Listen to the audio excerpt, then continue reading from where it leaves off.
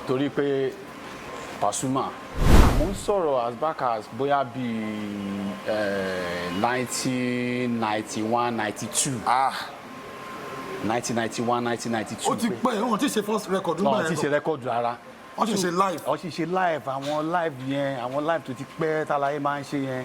pé tí n bá sọ pé kinní kan ó ní ọjọ́ tí mo ti lò ṣe ó lábẹ́ òrùlé ẹ understand gbogbo àwọn nǹkan tí Pasuma ṣe so tó bá mú live yẹn wá ṣé mo voice yẹn ó yàtọ̀ sí gbogbo àwọn voice tá a ti ń gbọ́ tẹ́lẹ̀tẹ́lẹ̀ mo á máa ń wò pé olórí wo tún lè lè èkó ṣá so tẹ́gbọ́n yẹn bá ti wá mú wá bẹ́ẹ̀ má gbádùn live yẹn màá wá sanwó live yẹn fún ẹ̀gbọ́n yẹn pé ilé ìtẹ́ ti mú wá ẹ̀ lè mú padà sékòó. àgbo tó tàdí mẹ́yìn ó ga àgbo ìyẹn lọ má bára wá ní àgùntàn tí yóò lè yẹra fún imú rẹ̀ àyà ariwo ẹ̀jẹ̀ àkọsílẹ̀ mọ̀nàmọ́ná lògìdán lè dẹ́rù bà oníbọn ò tí a fèjò nígbó rárá tó bá jẹ́ ti ká kọrin ẹ gbé mi débẹ̀ tó bá jẹ́ ti ká kọrin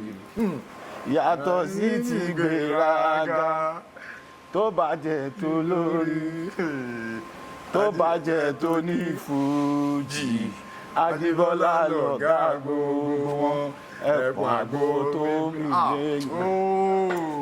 ó wọn láàlá àwòrán kò ní jábọ̀ ara mi ìdẹ̀wà kó káàsì dáhùn. Paso ti rí mi so ti wá di pé kò ń ṣe pé mo máa bọ̀ lọ́ọ̀kan wọ́n ṣe máa béèrè pé ta lẹni tó ń bọ̀ aláàjì ti rí mi aláàjì ti dá mi mọ̀ àti lásẹ̀ sílẹ̀ aláàjì àti bá aláàjì sọ̀rọ̀ wọ́n náà wọn nǹkan kan bẹ́ẹ̀ so bí gbogbo kí ni ẹ̀ ṣe bẹ̀rẹ̀ sí ní lọ ni so aṣọ à ń ṣe bọ̀ ìgbà tó kàn máa tó stage kan ṣe wọn pé a máa ń lo ó ní àwọn tẹ̀ náà tá a máa ń lò ní àwọn president ni ìgbà táwọn kan lọ àwọn kan tún bọ́ síbẹ̀ tó tún jẹ́ president tó ṣe kíní kan ìgbà táwọn kan tún lọ àwọn kan tún bọ́ síbẹ̀ nígbà tó kàn yà ẹ mọ̀ aláàjì fún ara wọn kàn tiẹ̀ wò pé àwọn kan ti wà nínú ẹgbẹ́ náà tí wọ́n ti pẹ́ tó yẹ kí wọ́n máa ibẹ̀ ni a ti wá rí presidency tó wà ń bẹ̀ lẹ́nu àsàtìgbà tèmi wà ní governor Pasuma fans club Logun state president tó wà ń bẹ̀ lẹ́nu òun wà ní governor Lagos state ìyẹn aláàjì Lukman Àìmásíkò. torí máa sọ nǹkan kan lórí ètò ọmọ Mushin lèmi ṣe mọ̀ káwọn aláàánú Paso ẹ mọ̀ àbí ẹ gbà bẹ́ẹ̀ so àwọn táwa jẹ́ ọmọ Mushin you see àmọ́ bí gbogbo fíìmù yẹn ṣe bẹ̀rẹ̀ àwa náà be proud to recognition album ní 1993 àmọ́ gbogbo bí àwọn fíìmù yẹn ní Shadow ní Tèmi ò Gbé ní Dioro ní Orí Òkè ní gbogbo ẹ̀ làwa náà a witness ẹ̀ so now Fuji ti wá lọ from one level to another level mo dẹ̀ máa ń sọ fún yàn pé people like us a gbé Fuji music sórí báyìí ni èmi máa ń gbé sórí bí gèlè mi fẹ́ kó bàjẹ́ mi ẹ̀ ṣe ní Fuji o but I am an ardent Fuji lover because orin Fuji nírú àwa yìí gbọ́ dàgbà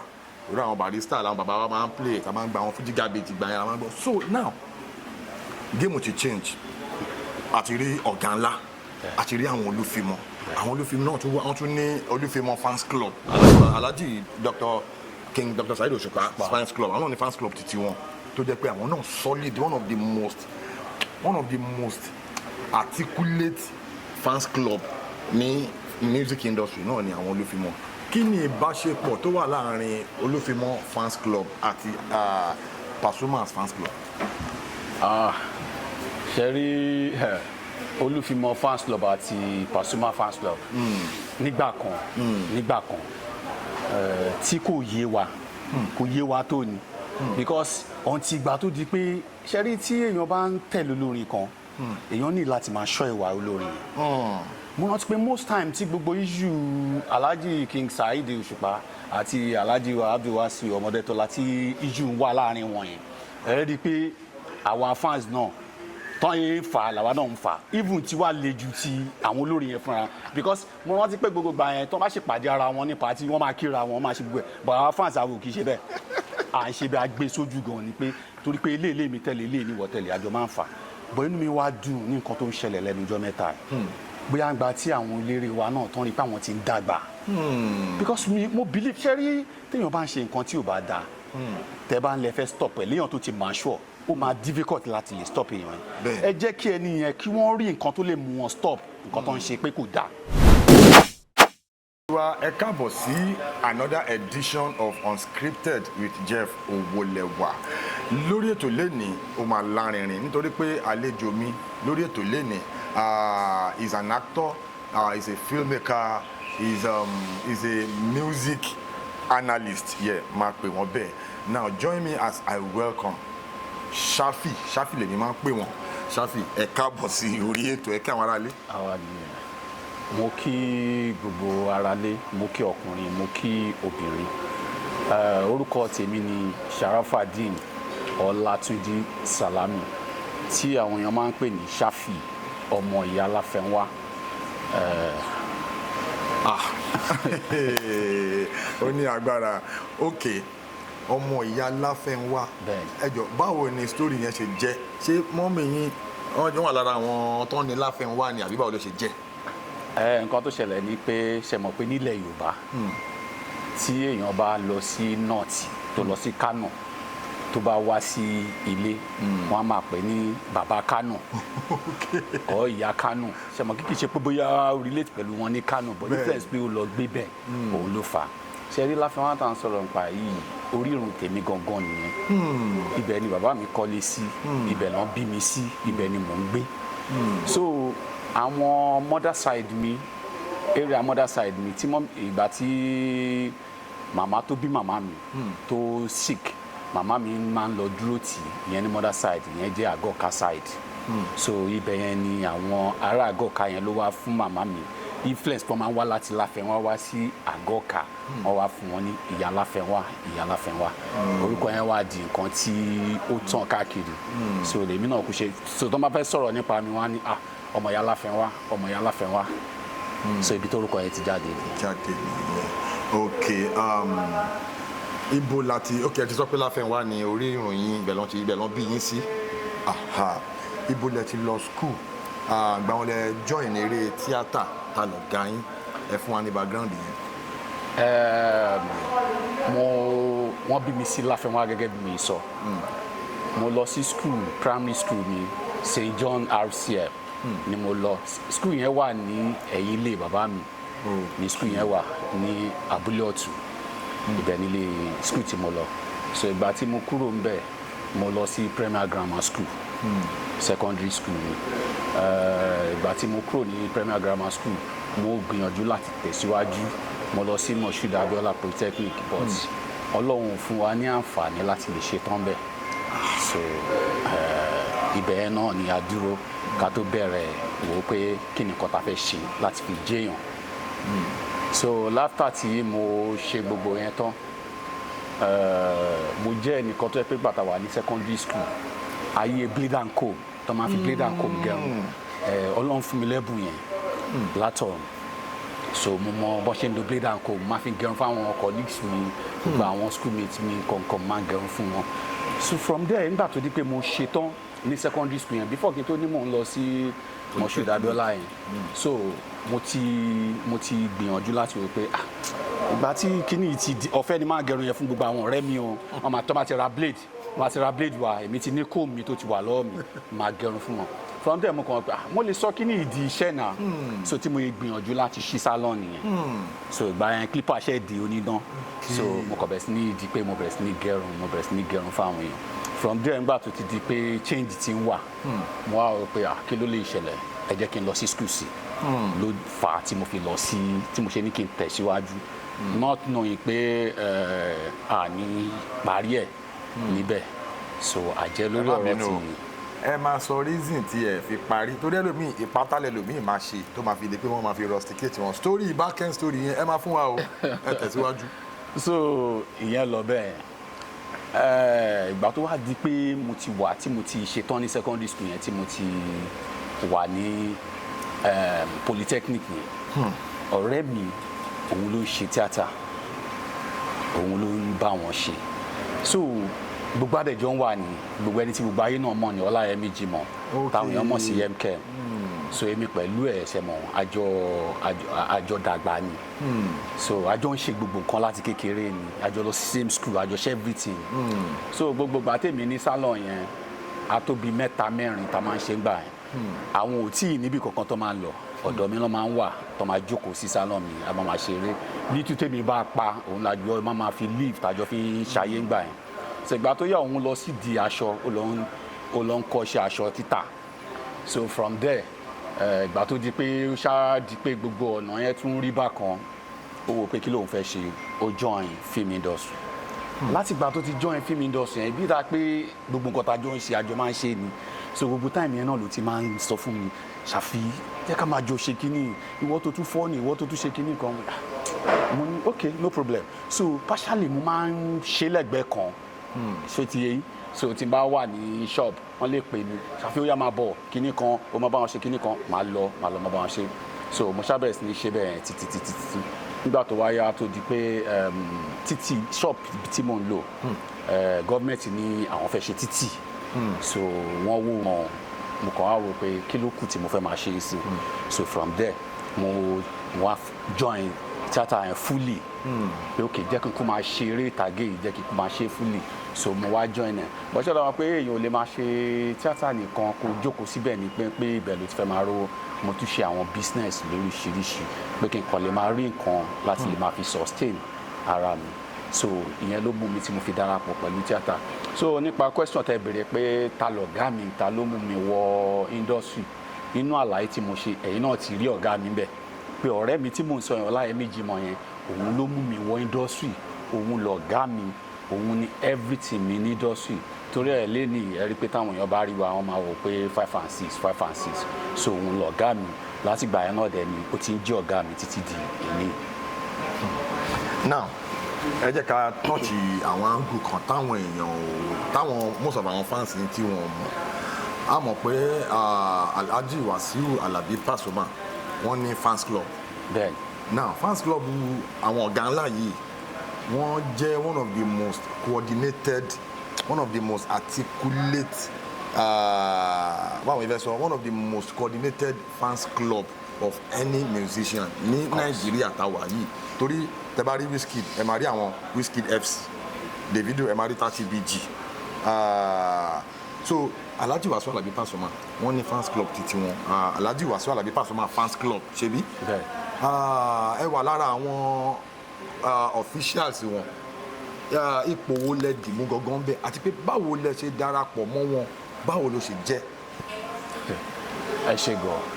ẹ ṣe rí ti ọ̀rọ̀ Alhaji Abdul Wasiu Ọmọdétọ́lá tí ẹ sọ yẹn story tó gùn gan ni ẹ fún wa torí pé Pasuma gẹ́gẹ́ bí mo yẹn sọ nígbà tí mo fi máa ń gẹrun fáwọn èèyàn yẹn mo ní ẹ̀gbọ́n kan lẹ́kọ̀ọ́ so tẹ́gbọ́n yẹn bá ti wá sábẹ́òkúta ní salon mi ó máa kàn mú kẹsẹ̀tì Paso ó máa mú wa pé ọ̀gbẹ́ni ọmọ tó ń jẹ lọ́wọ́ lẹ́kọ̀ọ́ sí ni ọmọ tó ń jẹ lọ́wọ́ ni. iye wo lẹ ń sọ yìí. mo ń sọ̀rọ̀ as back as bóyá bíi 1991 92. 1991 1992. ó ti pẹ́ wọ́n ti ṣe first record nígbà yẹn. wọ́n ti ṣe record rárá. wọ́n ti ṣe live. wọ́n ti ṣe live àwọn live yẹn àwọn live tó ti pẹ́ tálayé máa ń ṣe yẹn pé tí n bá sọ pé kinní kan ó ní ọjọ́ tí mo ti lò ṣe ó lábẹ́ òrùlé ẹ understand gbogbo àwọn nǹkan tí Pasuma máa ṣe so tó bá mú live yẹn wá ṣé mo voice yẹn ó yàtọ̀ sí gbogbo àwọn voice tá a ti ń gbọ́ tẹ́lẹ̀tẹ́lẹ̀ mo máa ń wò pé olórí wo tún lè lè èkó ṣá so tẹ́gbọ́n yẹn bá ti wá mú wá bẹ́ẹ̀ má gbádùn live yẹn màá wá sanwó live yẹn fún ẹ̀gbọ́n yẹn pé ilé tẹ́ ti mú wá ẹ̀ lè mú padà sẹ́kọ̀ọ́ èló lè ra ẹgbà. ìgbà yẹn ni Pasuma ń kọrin àgbo tó tàdí mẹ́yìn. ó gba àgbo ẹ fún mi ìyẹn lọ má bára wá ní àgùntàn tí yóò lè yẹra fún imú rẹ̀ àyà ariwo ẹ̀ jẹ́ àkọsílẹ̀ mọ̀nàmọ́ná lògìdán lè dẹ́rù bà oníbọn ò tí a fèjò nígbó rárá tó bá jẹ́ ti ká kọrin ẹ gbé mi débẹ̀ tó bá jẹ́ ti ká kọrin yàtọ̀ sí ti gbéraga tó bá jẹ́ tó lórí tó bá jẹ́ tó ní fújì Adébọ́lá lọ̀gá gbogbo wọn ẹ̀pọ̀n àgbo tó ń lé bó wọn lára àwòrán kò ní jábọ̀ ara mi ìdẹ̀wà kó káàsì dáa bàbá ẹ ti gbé mi lọ máa ṣe transfer ẹ má fọ ẹ gbé mi lọ sáwọn level kan. ó pọ̀ lẹ́gàn. ẹ ti fún wa mi ní ìyẹn ló máa pè ní pre-recognition time ẹ fún mi ní nasa mi ẹ fún mi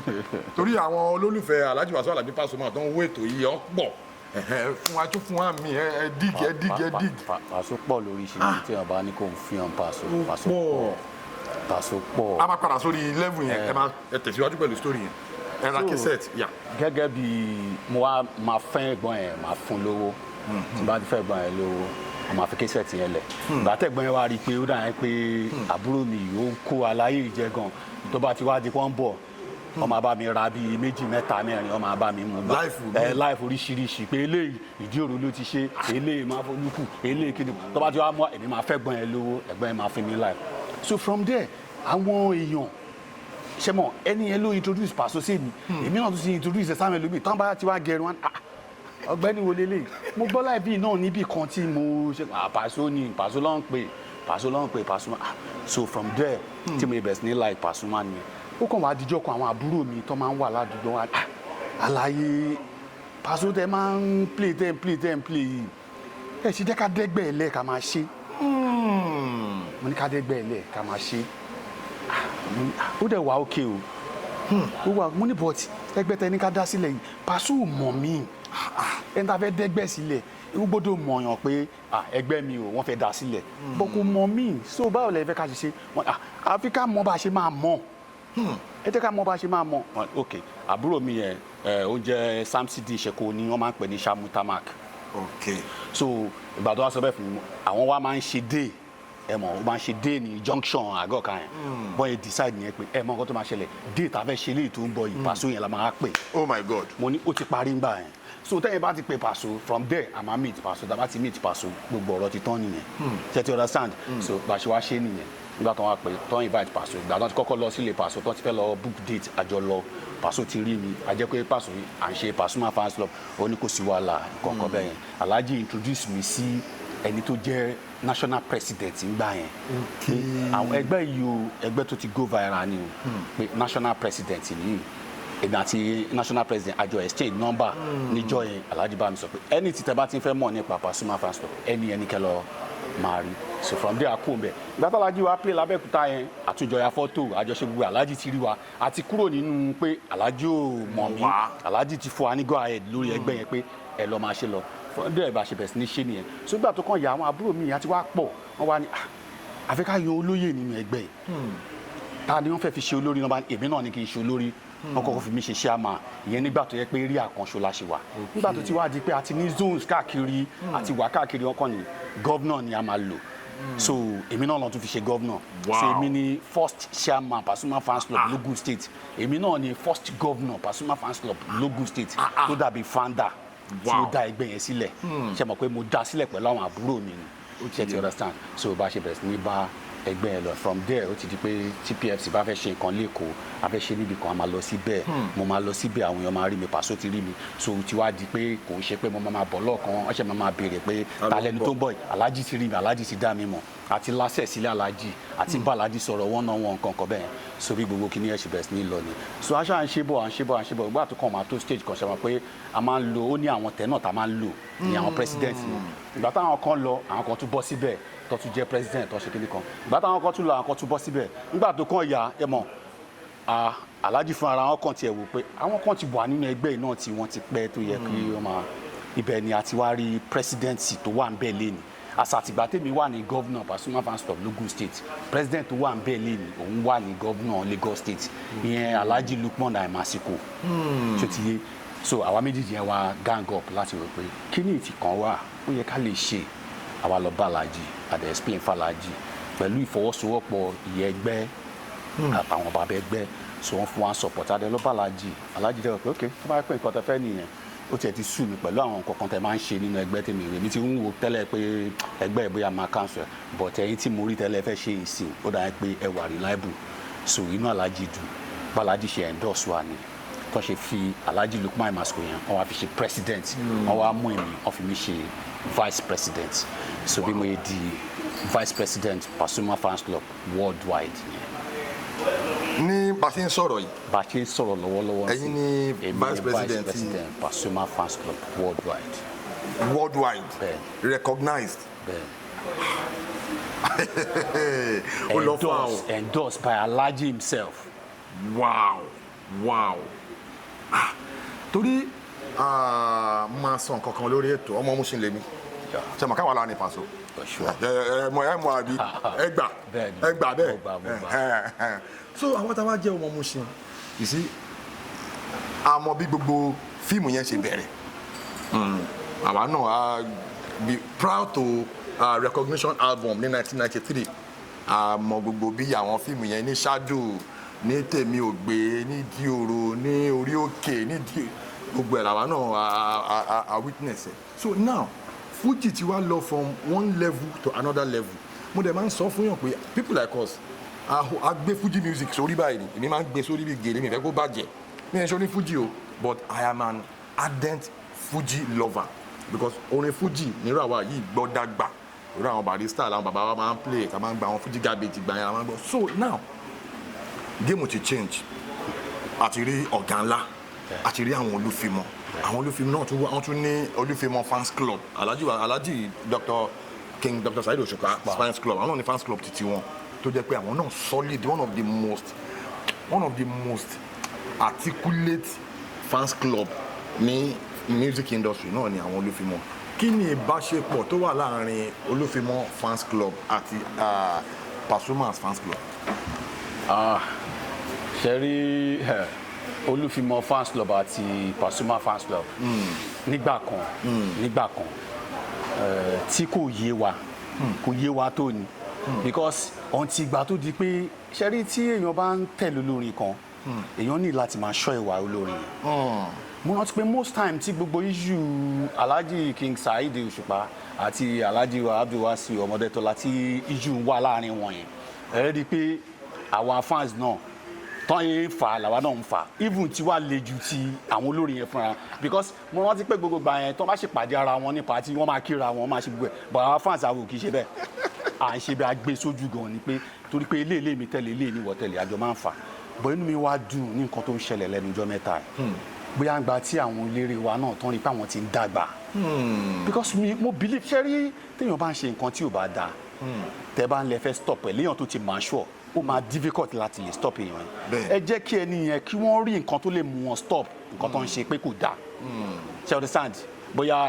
ọtí lè mú ni wọ́n bẹ sọ pé fọtílẹ̀ kíní kan ló ń ṣe tí ò dáa ni wọ́n ní kò filẹ̀ ìjọ tí wọ́n fún ara ẹ bá mú ọtí yẹn dé stage kan tí wọ́n náà rí i pé ẹ̀wọ̀n nǹkan tí kíní ìfẹ́ kọ́ sínú ayé mi fún ara ẹ ló máa stop ẹ̀ ó máa wà more easy àfihàn láti stop nǹkan dáa nǹkan tó ní kí n stop tẹ́ bá ní kí n stop ọtí sìn màá sá fún yín lójú yín ni mi ní mú tó bá di lẹ́yìn iṣẹ́ mọ̀ kí n máa mú bọ́ tó bá pè mí fún ara mi ni mo rí nǹkan tí kò pè mí nídìí ẹ̀ àti lójú àti lẹ́yìn mi ní mú rárá ṣe understand ṣe rí àwọn olórí wa méjèèjì yìí wọ́n ti gbà táwọn fúnra ara wọn tó ń realize pé ẹ̀dọ́nà kí ni ohun tá à ń jà fún gangan kí ló ń fà orogún òwò là ń ṣe orogún òwò tàdé ń ṣe Ọlọ́run ti gbé wa débẹ̀ Alhaji Osupa Saheed wọn làwọn fans ti wọn owó wà ńlẹ̀ ẹrù wà ńlẹ̀ ó ń lọ ó ń dé ilé wà everything wà Alhaji Wasiu Alabi Pasuma owó wà ńlẹ̀ everything wà wọn làwọn fans ti wọn gbogbo wa wà ń bẹ̀ tájọ́ bẹ̀rẹ̀ sí ìgbà tó wá ti dé pa ti wá rí i pé Alhaji Osupa Saheed àti Alhaji Abdulwasi wọn ti papọ̀ tífẹ̀ ti wà láàrin wọn ṣe rí ìfẹ́ tó wà láàrin àwọn fáǹsì gan sí ó fẹ́ ju ti àwọn fúnra wọn because tiwa ló máa ń le jù ṣàmùkí tiwa ló máa ń le jù ọwọ́ ta ti wá rí i pé sí ẹ máa wo sí ẹ wo gbogbo Alhaji Osupa nígbà tó ṣe bẹ́ẹ̀ dé Paso pé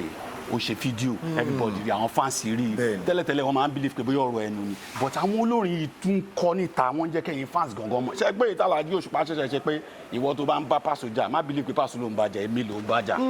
ìwọ tó bá dẹ̀ ń bó Osupa jà gbà pé Paso ló ń bàjà tírú Osupa lè fi sọrú nǹkan bẹ́ẹ̀ yẹn lẹ́nu tàwa làwa fans so ìbáṣepọ̀ tó gúnmọ́ ó ti wà láàrin àwa méjèèjì ó ti wà gan kódà à ń gbìyànjú láti lè wò pé ok táwa PFC tàbá tiẹ̀ fẹ́ la fẹ́ ṣe nǹkan ká gbìyànjú láti wò pé Òṣùpá yìí gangan la máa pè. wow ṣe understand so that gbogbo àwọn èèyàn á lè mọ̀ pé ó dáa in fact peace ti wà ní Fuji industry ṣe understand èmi dẹ̀ wá rò pé bóyá gbogbo àwọn nǹkan tó ṣẹlẹ̀ pẹ̀lú wọn gẹ́gẹ́ bí nǹkan táwọn náà máa ń sọ síta ni pé wọ́n rí i pé àwọn ọmọ oní hip hop yìí wọ́n ti fẹ́ gbàgbòrò wọ́n pera wọn wọ́n dẹ̀ bára wọn sọ̀rọ̀ láì pè yàn kankan sí i so àjọṣe tó gúnmọ́ dáadáa tó gúnrégé wà láàrin àwa Pasuma fans club àti àwọn Òṣùpá fans club for now. Now ibi tẹ́ bá dé yẹn ẹ jẹ́ kí n interject kankan ṣe ti rí táìmù tí máa pè ní orogún òwò rivalry tí rivalry Dr. King Saheed Òṣùpá àti Alhaji Wasiu Alabi Pasuma nígbà tọ́rọ̀ yẹn ń gbóná tó jẹ́ pé ìjà yẹn pọ̀ débi pé gbogbo àwọn tó wà lẹ́yìn Alhaji Wasiu Alabi Pasuma àwọn bíi Sharafa Digun gbogbo wọn lọ bẹ́ẹ̀ yẹn àti even Alhaji Taye Currency of course àwọn gan máa ń dúró tán wípé tẹ́ni tó máa ti ju ohun yẹn tí olùfimọ́ bá ti ju ohun báyìí àwọn gan máa ń dá padà ní ìjà yẹn gbóná gan mo fẹ́ gẹ́gẹ́ bí ẹ̀yin tẹ́ jẹ́ staunch supporter of Alhaji Wasiu Alabi Pasuma experience wo lẹ ní bóyá agbo kan lẹ lọ ní àbí ìṣẹ̀lẹ̀ kan tó ṣẹlẹ̀ incident kan tó jẹ́ pé highlight rivalry yẹn ẹ ti gẹ̀ẹ́tì kan tí mo tọ́ láti sọ tẹ́ mọ̀ pé irú èmi tí mo jọ mọ Mushin sìn nǹkan kan ṣẹlẹ̀ ní Mushin lójú òye ní time kan lórí ọ̀rọ̀ ọmọ Paso olólùfẹ́ Paso ni wọ́n olólùfẹ́ kínní kan ni wọ́n tíjà ṣẹlẹ̀ gidi gan tó jẹ́ pé bí ilé fi ẹnu àtẹ́lu ilé tẹ́lẹ̀ níbo ibi ìbàyẹn kan máa ṣẹlẹ̀ irú kan bẹ́ẹ̀ ṣẹlẹ̀ dáadáa èwo lẹ́yìn experience tẹ́lẹ̀ share pẹ̀lú àwọn ará ilé gẹ́gẹ́ bí ọ̀kan gbòógì lára àwọn supporter Pasuma. ṣe rí ètò ẹ̀sọ́ yẹn ó ṣẹlẹ̀ dáadáa ẹ rí i pé mo sọ pé àwọn àbúrò mi ni wọ́n wá bá mi pé ẹ̀gbọ́n ẹ jẹ́ ká dá ẹgbẹ́ Pasuma fans club sílẹ̀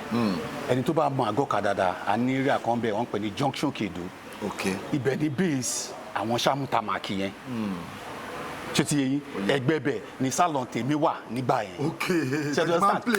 tẹ́mi ti máa ń ju Paso tí wọ́n bá ti fẹ́ gbọ́ Paso latest ọ̀dọ̀ mi náà ti máa wá tó ti máa gbọ́ lọ́sọ̀dọ̀ ẹ̀gbọ́n ma even bí tó lè di sẹ́mọ̀ pé mo ní salon mo tún ní studio kankan máa ń ta kẹsẹ̀ ta kankan mi olórin mi wọ́n ń gbọ́ ń bẹ̀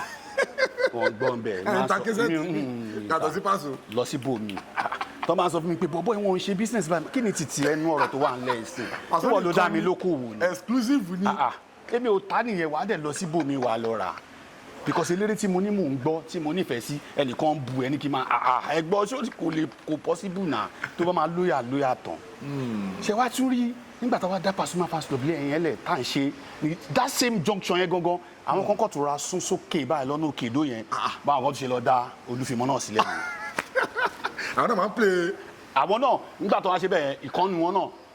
ọ̀gbẹ́ni wọn náà máa ta cassette bí ẹ náà ṣe bẹ̀rẹ̀ sí ní ta cassette ìyẹn tó bá ti ní ìdí Òṣùpá ibẹ̀ yẹn ló ń lọ tó bá ti ní ìdí Paso ọ̀dọ̀ yín ló ń bọ̀ àkọ́kọ́ bẹ̀rẹ̀ rivalry yẹn láti bẹ̀rẹ̀ nígbà tó kàn yà àwọn yẹn náà kọ́ tún ṣàwùjọ níbọn yẹn gbé Òṣùpá wá lé nìyẹn that same junction yẹn náà ló bá tán ládùúgbò tí mo dẹ̀ wà táwọn támàkì yẹn wà ṣó ti yé nígbà tá a ṣe gbogbo yẹn àwa wò pé ọ̀rẹ́ mi tí mo wá ń sọ yìí ọ̀rẹ́ mi tí mo ń sọ Ọláyẹmí Jimoh yìí ń gbogbo náà tún wá gbé iṣẹ́ fídíò yẹn fún pọ́fẹ́ yà pé wá bá wa yà tó dẹ̀ jẹ́ pé ẹni tí mo ṣe mọ̀ pé mo ní ọ̀gá mi ni ní industry yìí so ó mì pé mo ní láti wà pẹ̀lú wọn níbẹ̀ yẹn kájọ yà kò dẹ̀ ń ṣe léré tí mò ń tẹ̀lé mo rò pé ìbílẹ̀ lè ṣẹlẹ̀ sí sí ṣẹlẹ̀ rí àdúgbò yẹn dẹ̀ rí àwọn támákì yẹn àwọn gangan náà dominate ibẹ̀ yẹn gangan àwọn tí bí yẹn ṣẹ̀ṣẹ̀ dìde ni so àwa wò pé kí ni nǹkan tá a fẹ́ ṣe àwa arrange ara wa àwa wà ní támákì yẹn bẹ́ẹ̀sì táwọn támákì yẹn àpé gbogbo ọmọ gbòòrò àwa ń bẹ̀ abẹ́sí ní ṣayé ti Pasuma ẹ máa dún lókè yìí ká wà ń sálẹ̀ ní. ẹ má dé bí sa so gbogbo báyìí pariwo kí ni kan ìkòkò kan bẹ̀ àwa lè bí táwa jókòó sí àti ìyọjú sójú àgbo yẹn rárá títí gbogbo kí ni yẹn tó fi ṣẹlẹ̀ ṣẹ mọ̀ so ibẹ̀ la ti ń takò ara wa pé òkè ló fi wá di pé everybody wá sọ dọdọọdún táwa bá ṣe lọ́dún yìí wọ́n á ṣe tẹ̀lé ẹ máa pe Pasuma wọ́n á ṣe lọ́dún àwọn á pè Paso àwọn á gbóṣùpá wa táwa bá pè Paso wọ́n á gbóṣùpá wa ṣe ti understand gbogbo kí nìyẹn la fà títí kí gbogbo ẹ̀ tó ṣẹ̀ wá dì rọrùn báyìí sí. ọ̀gá ó ní agbára gan nínú film industry ẹ ṣe àwọn fíìmù kan láwọn táìmù kan ó wá ní múvì kan tẹ ṣe ẹ dà pọ̀ mọ́ gbọ́ láwọn ṣé mo gbà. yà mo gbọ́ láwọn. kí ni back end story yẹn báwo ni story yẹn ṣe wáyé ìgbà tẹ yà tán then àwọn ìpèníjà wo lẹ dojúkọ. ṣe mọ̀ pé ìgbà tèmi náà ti darapọ̀ mọ́ film industry so mo rò pé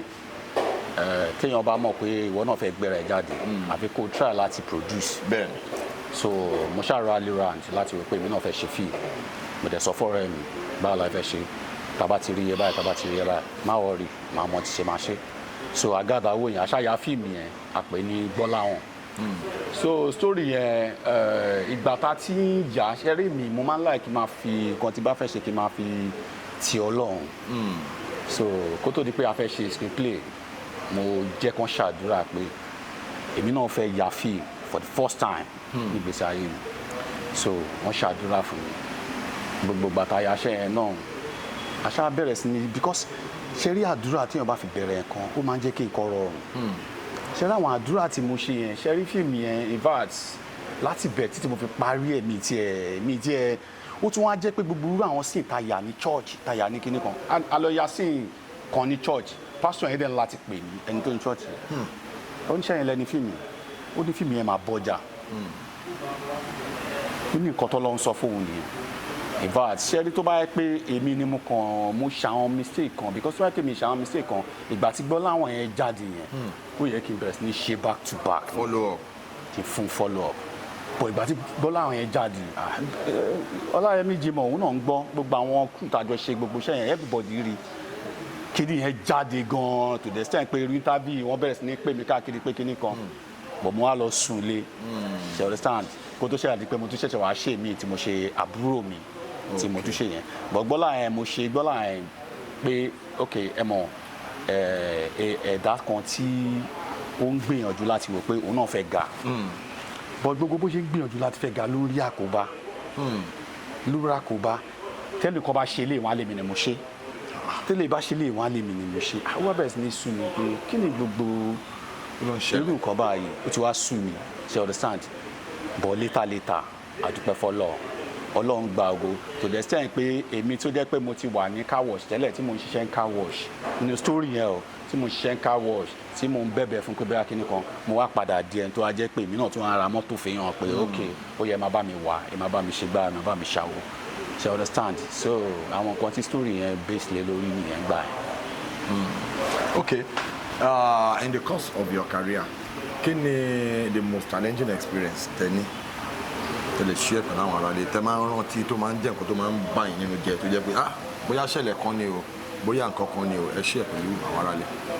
ẹ ṣe mọ challenges téèyàn rí ní film industry ó pọ̀ ó pọ̀ ṣé ti kẹ́ lọ sí location nígbà yẹn lọ́hùn tá a máa lọ sí location tí kò ní síbi tá a fẹ́ sùn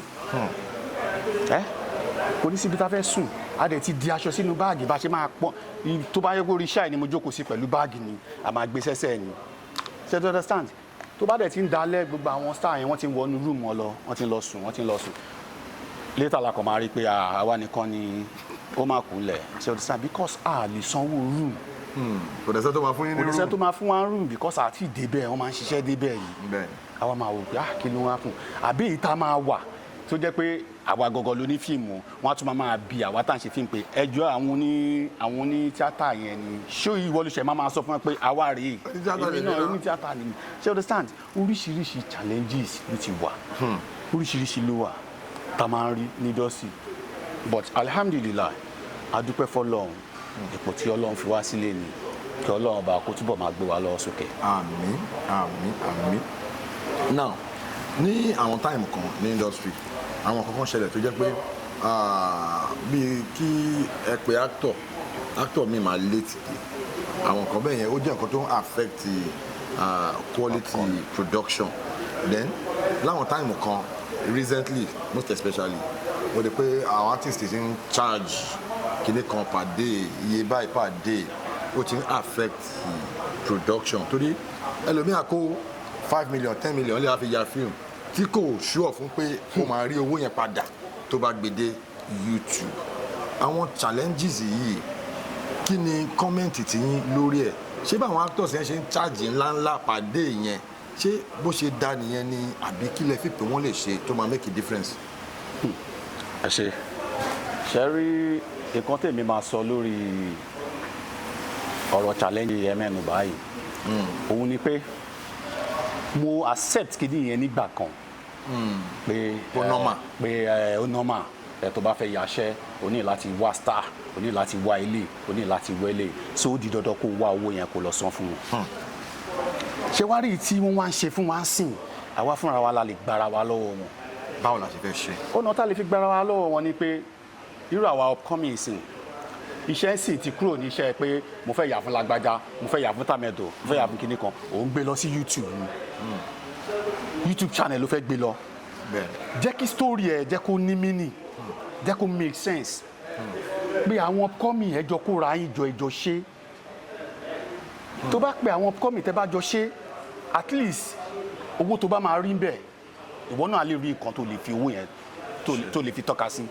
okay for example sí a máa pe ẹnìkan ó máa sọ fún wa pé èdè lòun ní fún wa ó fẹ́ gba 1 million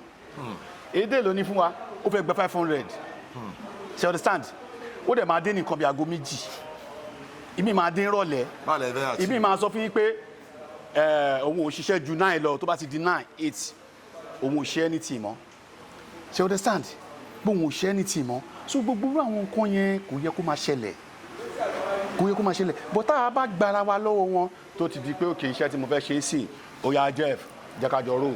ó yá Yẹmí ìgbà tá a pera wa tá a fúnra wa ní chicken chain tá a lè fúnra wa tí mò ń polówó ó bá mi polówó everybody bára wa polówó lórí YouTube ẹ bá mi wo fíìmù yìí ẹ bá mi wo fíìmù yìí a máa gbára wa lọ́wọ́ wọn ṣe understand but tá a bá ṣì insist lórí pé sẹ́ẹ̀ àní star ni mo fẹ́ lò nísìnyí ó máa difficult fẹ́yàn kan sí àìmọye àwọn story mi téèyàn máa wish pé ok mo fẹ́ lo téèyàn máa wọ pé mo fẹ́ lo Ọdún mo fẹ́ lo Fẹ́mi Adébáyọ̀ mo fẹ́ lo Ibrahim Chatta millions ti sọnù owó ti lọ millions ti sọnù so gbogbo àwọn kíní èèyàn ò lè ṣe so the best ni pé kára máa tá a bá ti ń pera wa wára wa la lè gbára wa táwọn ara wa bá ń pera wa pé lágbájá ó máa bá mi ṣe lé lágbájá ó máa bá mi ṣe lágbájá ó máa bá mi ṣe lé tá a bá bẹ̀rẹ̀ sí ní ṣe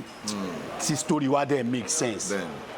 táwọn èèyàn bá ti rí i pé lágbájá ìwú ló ṣe fíìmù kan tó mo dẹ̀ láì fíìmù yẹn tó bá tún gbọ́ tó tún gbé mi wà àwọn máa bẹ̀ wò so ọ̀nà tèmi rò pa lè gbà ta lè fi bọ́nú ẹ̀ ni. torí lórí ọ̀rọ̀ ibi tẹ sọ́dẹ̀ yẹn ẹ jẹ́ kí n buttress kan tẹ sọ ó ní fíìmù kan tá a wò recently Everybody Loves Jennifer fíìmù fún Akíndélé ẹ mọ̀ kí fíìmù yẹn wà lára àwọn fíìmù tí ó tà jù ní sinimá ní Nàìjíríà that movie grossed well over 1.something billion naira at the box office but àwa wo fíìmù yẹn lórí streaming platform lórí Amazon àwa rí pé ìkan lára àwọn major actors tí wọ́n lò bọ̀bọ̀ yẹn mo ti rí nínú fíìmù Abẹ́jọmọ recently YouTube movie so àti mo rí bọ̀bọ̀ yẹn nínú movie yẹn that was the first time tí mo rí bọ̀bọ̀ yẹn kò kí n ṣe star bọ̀bọ̀ àti mo wo movie yẹn mo sọ fún àwọn tàjọ́ wo movie yẹn pé mo ní mo sọ fún yàrá mi pé bọ̀bọ̀ this guy is talented this guy there is something unique about this guy later mo bẹ̀rẹ̀ sí ní rí nínú àwọn movies Abẹ́jọmọ náà ni mo ti máa ń sábà rí that guy is very natural actor so gbàs tí a kàn máa wo Everybody Loves Jennifer mo kàn rí bọ̀bọ̀ yẹn ṣe major role nínú fíìmù Fúnkẹ́ Akíndélé Everybody Loves Jennifer that movie is about the biggest movie at the box office ní Nàìjíríà báyìí mo wá ń wo bí bọ̀bọ̀ yẹn ṣe rí báwo ni wọ́n ṣe cast bọ̀bọ̀ yẹn sí róòlù yẹn mo wá rántí pé ìgbà tí mo kọ́kọ́ rí bọ̀bọ̀ yẹn mo ní there is something very unique about this guy ṣé mo pé irú bọ̀bọ̀ yẹn fantastic actor ni but kò kí n ṣe pé bóyá o ti popular bẹ́ẹ̀ yẹn wọ́n dẹ̀ fún ní opportunity yẹn so mo wá ń sọ ń sìn pé officially tá bá lè máa gbé irú àwọn ìgbésẹ̀ yẹn tá bẹ̀rẹ̀ sí ní build the new stars every now and then a máa ní more than enough actors tó máa jẹ́ prized actors tá lè máa pè sí àwọn films kò ní jẹ́ pé a máa wà restricted a máa wà under a monopoly pé ìwọ̀nba àwọn actors tá ní tó jẹ́ A-list tá lè pè sínú film tó lè ta iṣẹ́ wa so a máa ní choices oríṣiríṣi wípé ok tẹ́ni yóò bá tí ẹni bá ti sọ pé kìíní òun pọ̀ jù máa bọ́ sí eléyìí then ó máa easy burden àwọn owó tí à ń ná sí production so a máa lè develop more stars that is how the industry will grow mo ń try láti sọ nínú fídíò yìí officially so káwọn èèyàn àwọn tó jẹ́ producers let us begin to look inward ẹ jẹ́ ká bẹ̀rẹ̀ sí ní máa develop àwọn talent upcoming then this message is going out to the audience to the fans too tí a bá ti gbé àwọn fíìmù yẹn wá as long as the technical part of the film is okay as long as the storyline is okay ẹ jẹ́ ká máa try láti máa wo àwọn film tí àwọn upcoming tí wọ́n kópa àwọn upcoming tó tán good tó ní talent ẹ jẹ́ ká máa encourage that way the industry will grow. yẹ nǹkan tí mo fẹ́ sọ nínú fídíò yìí nìyẹn. So now mo wá fẹ́ kẹ́ kọ́mẹ̀ntì lórí ọ̀rọ̀ yẹn ẹ bọ́ bọ́ ṣe analysis yẹn sìn mo fẹ́ kẹ́ kọ́mẹ̀ntì lórí ẹ̀ kí ni view titi yín lórí ọ̀rọ̀ tí mo sọ yìí. nǹkan tí mo try láti sọ lẹ́ẹ̀kan yẹn náà ni mo máa tún sọ ṣe rí òótọ́ ọ̀rọ̀ bó ṣe yẹ kó rí nìyẹn tó ṣe yẹ kó rí nìyẹn àgbáríjọ ọwọ́ òun lèèyàn fi sọ̀yà ọwọ́ kan ṣoṣo kò gbẹ́rù dòrí ṣe understand tí a bá ti lè máa ṣerú nǹkan yẹn fúnra wa èmi believe pé láìpẹ́ láì jìn àwọn new face ó máa jáde a máa rí ó máa jáde okay same face every of time. Course ó máa jáde okay for example sí ẹ jẹ́ ká lọ wo kí lórúkọ fíìmù yìí ilẹ̀kùn méje àbí kí ni ti Fẹ́mi Adébáyọ̀ tó ṣe ilẹ̀kùn méje seven door ẹ wo bọ̀bọ̀ Aliu Esusu ẹ wo Esusu ó deliver now so from there ojú ti wà lára ẹ̀ bẹ́ẹ̀ni kò lè sọ pé tóun ṣe ń jókòó sílé láfta tóun ṣe Esusu yẹn ó máa ti yàtọ̀ bẹ́ẹ̀ni ó ti máa yàtọ̀ bẹ́ẹ̀ni oríṣiríṣi bẹ́ẹ̀ growth ti wà of course so irú nǹkan bẹ́ẹ̀ yẹn tá a bá ti lè máa try tá a bá ti lè máa risk ara wa ó kàn dùn mí pé kọ́lọ́mbà fi ọ̀run kẹ́ Alasari the only person tó máa ń try láti máa risk àwọn èèyàn wọ́n risk àwọn èèyàn outrightly so tó máa ń risk àwọn èèyàn nìyẹn tí kò worry bẹ́ẹ̀ni tí kò worry pé ẹ rí i pé irú ẹ̀ náà ni Ọláyẹmí Jimoh tó jẹ́ ọmọọṣẹ́ Alasari irú ẹ̀ lòun náà ń try láti máa ṣe ẹ rí i pé a lot of people náà ló ti ń ti ara òun náà tó ti ń jáde òun náà máa ń risk èèyàn ẹ jẹ́ kí ó máa ṣe ẹ jẹ́ kó ṣe wọ́n dẹ̀ ń ṣe tọ́lọ́run dẹ̀ tó dẹ̀ ń fa àlùbáríkà sí. ọ̀rọ̀ tẹ́ sọ ọ̀rọ̀ Alasari tẹ́ mo dé yẹn ó ní múvì kan mọ́tò láti rántí táìtù múvì yẹn tí Ọdúnládé Adékọ́lá ṣe bíi gọ́vnọ̀ àṣírí gómìnà yes nígbà yẹn Ọdúnládé Adékọ́lá was relatively unknown nígbà yẹn of course he was not this big that time so baba Alasari wọ́n risky láti lo ọdún fún major role yẹn fún that kind of a big project bẹ́ẹ̀ yẹn wọ́n dẹ̀ lò ẹ wo nǹkan tó ṣẹlẹ̀ lẹ́nu that movie actually opened a lot of doors for Ọdúnládé Adékọ́lá irú àwọn nǹkan bẹ́ẹ̀ yẹn ló yẹ ká máa try láti máa ṣe ní industry kò kí n ṣe pé ká wá gbé fíìmù 50 million lẹ̀ ká wá kó gbogbo stars tí ojú tí gbogbo àwọn èèyàn ti mọ̀ ká tún kó wọn tí bẹ́ẹ̀ wọ́n dàbí repetition. of course. àwọn fans dẹ̀ ti ń sọ láwọn kọ́nà àkọ́kọ́ pé ó ṣe ń jẹ́ pé ojú kan náà ni à ń rí nínú gbogbo àwọn là ń repeat. Meanwhile, Nigeria is a country of over 200 million people. Nigeria is a grapevine of talents. Tó máa sọ pé black country in the world Nigeria ni ìlú tó lọ ń dá tí àwọn èèyàn tó ní talent pọ̀ sí jù mò ń sọ on record we are so talented so kò wá yẹ kó jẹ́ pé but a lot of people ọ̀rọ̀ tí mò ń sọ ẹ máa ní bóyá ó ń jealous ni tàbí kìíní I'm just saying it this is the only way the industry can grow so à ń sọ because on this program we don't do interviews we have conversations gẹ́gẹ́ bá ṣe ń sọ yẹn so nǹkan tèmi náà tún rí sí ọ̀rọ̀ yẹn nìyẹn kọ́ ló ń fọ̀hún kẹ́ Alasari ẹ̀yìn tó filẹ̀ Ọlọ́run má jẹ́ kó bàjẹ́ kí gbogbo wa náà ká máa gbìyànjú láti máa develop àwọn talent tó wà around wa yes fíìmù wo lẹ ṣẹ̀ṣẹ̀ ṣe tàbí tẹ́fẹ́ káwọn ará ilé wò ẹ sọ fún wọn kẹ́dẹ̀ kí àwọn fans yín kan sign out. fíìmù tí mo fẹ́ kí àwọn ará ilé wò lọ́wọ́ yìí fíìmù tí ọ̀rẹ́ mi ṣe fíìmù kí n táìtúlẹ̀. Májálà ní orúkọ fíìmù yẹn so màá rọ gbogbo àwọn aráalé kan gbìyànjú ẹ jọ̀ọ́ ẹ bá wa wo Májálà ti jáde ẹ jáde ẹ bá wa wo Májálà Ọláyẹmí Jimoh ọmọ yín òun ló ṣe ẹ jọ̀ọ́ nítorí tọ́lọ́run abẹ yín ni àwọn nǹkan tí ẹ lè fi ràn wá lọ́wọ́ òun náà nìkan tá à ń sọ yìí kò dìgbà tá a bá ṣẹ̀ṣẹ̀ ń gbá bọ́ wọn pa ẹ jọ̀ọ́ ebi ń pa mí ẹ jọ̀ọ́ kíní kan ṣe mí látara pé yìí wo fíìmù yẹn àwa náà máa mọ́wọ́ lọ sẹ́nu so ẹ jọ̀ọ́ nítorí tọ́lọ́run abẹ yín ni ẹ̀yin fans wa nílé lóko ẹ bá wa wo Májálà fíìmù tí Ọláyẹmí Jimoh tó ṣẹ̀ṣẹ̀ ṣe tó máa jáde à ń láìpẹ́ fíìmù tí èmi náà fẹ́ ṣe àti ń ṣètò ẹ lọ́wọ́ kí Ọlọ́run bá kó fún wa ní àṣeyọrí lórí ẹ Ọlọ́run wa pẹ̀lú wa. àwọn social media handle yín ẹ sọ fún àwọn aráalé àwọn tí wọ́n ti follow kọ́ bẹ̀rẹ̀ sí ní lọ máa fàájà. ẹ̀yin ti tẹ̀mí lórí TikTok Shaffy ọmọ ìyá aláfẹ́wá òun ni mò ń lò lórí TikTok. Lórí Instagram ni Shaffy Sharafa ni mò ń lò lórí Instagram. ẹ̀yin tèmi tí ẹ ń wò yìí wọn ò dédé wá bí Jeff àwọn tí wá tí ẹ ń wò yìí wọn kì í ṣàyọ̀ jùràn o.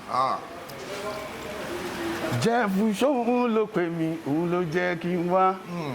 ṣẹ́rẹ́ mi tí ẹ ń wò yìí omi kì í ṣàyọ̀ jùràn o. Jeff bàbá o pé wàá jẹ́ nìyẹn. ẹ tún pé tí pàṣẹ kọ ni. ẹ fún mi. nítorí èrìgì bàbá wa sí láṣẹ dé yín. nítorí òbúrẹ́wà lọ́lọ́run nítorí arẹwà lọ́lọ́run ṣe jẹ́ ẹbọ òbúrẹ́wà. nǹkankan lọ́lọ́run ọba ṣẹ̀ṣẹ̀ dá nǹkankan tá fi ń tọ́ka sí pé nǹkan náà rèé. gbogbo nǹkan tọ́lọ́run bá dá ó ní reason tó fi dá wọn o. ẹ̀gbọ́n mi yìí ká bẹ́ẹ̀ ló ṣe rí. òtítọ́ ọ̀rọ̀ ni mo ń forin pèdè lágbòdo orin gbogbo èdè mi lónìtúmọ̀ bẹ́ẹ̀ ló ṣe rí. ẹ̀yin tèmi ọmọ ìyá aláfẹ́wá fi náà ni o wọ́n lọ. ẹ̀ ń gbé mi débẹ̀ máa ṣe transfer ẹ má fọ̀ ẹ ṣe gan a pè yín lórí ètò ẹ má ti sálọ a pè yín ní orí ètò ẹ jẹ́ wa ẹ ṣe gan ọlọ́run á tún máa gbọ́wọ́ yín sókè ògo yín tó ń tàn kò ní wọ mi lágbára ọlọ́run ẹ ṣe gan lẹ́ẹ̀kan sí thank you so much. ẹ̀yin tiwa as we come to the end of the show Yesu Unscripted náà ni if you know say you dey watch you never subscribe ẹ jọ ẹ lọ bá wa subscribe ẹ tẹ notification bell yẹn so tí fídíò mi bá ti dé ẹ máa rí. God bless you for watching our videos. God bless you for dropping those beautiful comments. God bless you. Love you guys. Bye.